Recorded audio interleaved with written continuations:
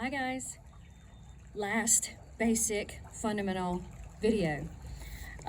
Usually when we do this over the course of 2 or 3 days and have a drum major workshop, we're able to do this in person, and it's a lot more efficient because I can give you immediate feedback. I can manipulate you by touching your hands and moving things around and help you find correct positioning and understand things. I can demonstrate on the fly. I have you guys work in pairs, and that's really beneficial. I'm really sad that we've not been able to do that this year, but I hope these many videos have prepared you for your audition and you feel good about it, and also the comments that I've been leaving behind. The last thing that we're going to discuss before we do our routine is how to read a routine chart. When we write a routine, we create a chart for it, okay? And that looks like this. You will get a copy of this exact thing. I'm sorry, it's kind of small. It is simply an Excel spreadsheet with words typed on it, okay? Every single measure in a routine has an assignment. The assignment may simply be conduct in 4/4, but every single measure will have an assignment. We typically try to divide it either in half or divide it by section stylistically, and that's exactly what I've done here. One of the reasons I chose this audition piece is because it is split down the middle measure-wise between styles. Okay, so our audition piece has a YouTube link to make it easy for you, and it's called For Your Eyes Only and Goldfinger. It's a medley, James Bond. So the beginning section is a slower, more expressive section, okay? The second section is a faster, okay, more impactful section, okay, more driving. When you get this sheet, print it out, okay, if you can, and you'll see that I put the YouTube link on here. Where's that? Right there, for you to have, okay, just in case you lose it. And then we simply go down. This is measure 1, and I give you the direction for measure 1. This is measure 2. I give you the direction for measure 2. You'll look in, if you'll see in measure 2, I know this is backwards, it says 4/4. There's no cue or anything major to do there. And down the list, measure 3, measure 4, measure 5, all the way down, okay? And I tell you very specifically what I want you to do in each measure, okay? This is the second half. Again, you can see measure 31 all the way down. This is only a 60 count audition piece, which is not very long. 60 measures. 60 measures is not very long. You guys know you play shows of hundreds and hundreds of measures, so 60 measures will fly by. There's a lot of material in this routine. It allows us to see cues, it allows us to see style change, dynamic change, tempo change, and that's what most audition pieces are. We want to see a variation of what you can do and make sure you can do multiple things. Now, disclaimer. Routines written for you for auditions are guidelines. We want you to do everything in the routine. However, it is a guideline for you. If you go through a measure and forget a cue, it's not a big deal.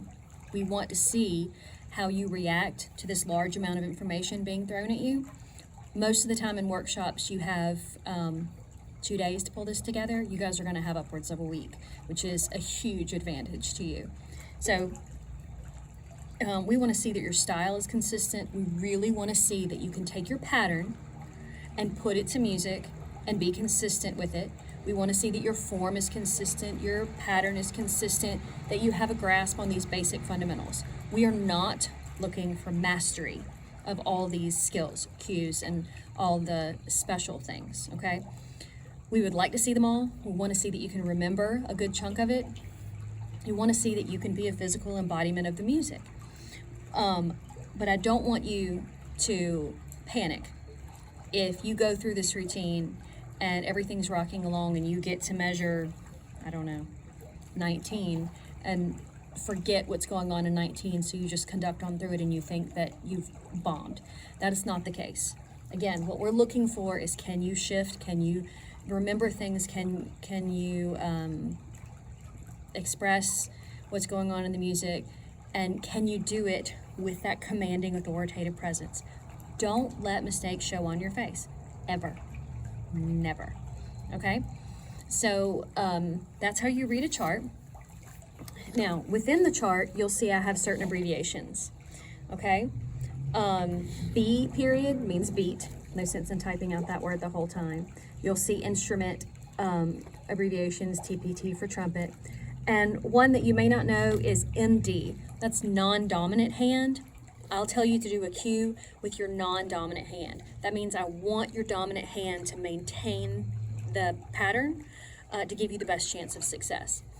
A good tip, bonus points for having a successful routine, is to really picture the band in front of you and where the different sections might be, so that you can visualize making eye contact with those sections. If you just stare at the ceiling above the judge's head the entire time, it's not going to look very engaging and authoritative. So really picture the band in front of you, because they're the ones you're conducting to. Communicating with them is the only thing that matters.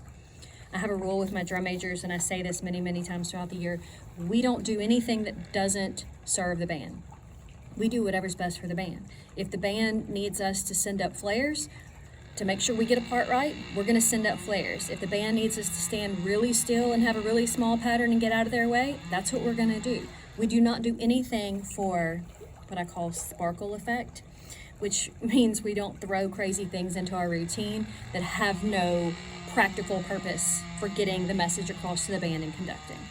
We love showmanship. We love to add some things where we can, but we don't add superfluous things into the routine. So, let's see if there's any other abbreviations. 4/4 is 4/4, 2/4 is 2/4. WW means woodwinds. I think those are all. Oh, TT means tabletop. So you need to know that for sure. Other than that, this should be extremely easy to read. Anybody who's been in band more than a couple of years should be able to read this and basically understand what's going on. I think you'll like the audition piece.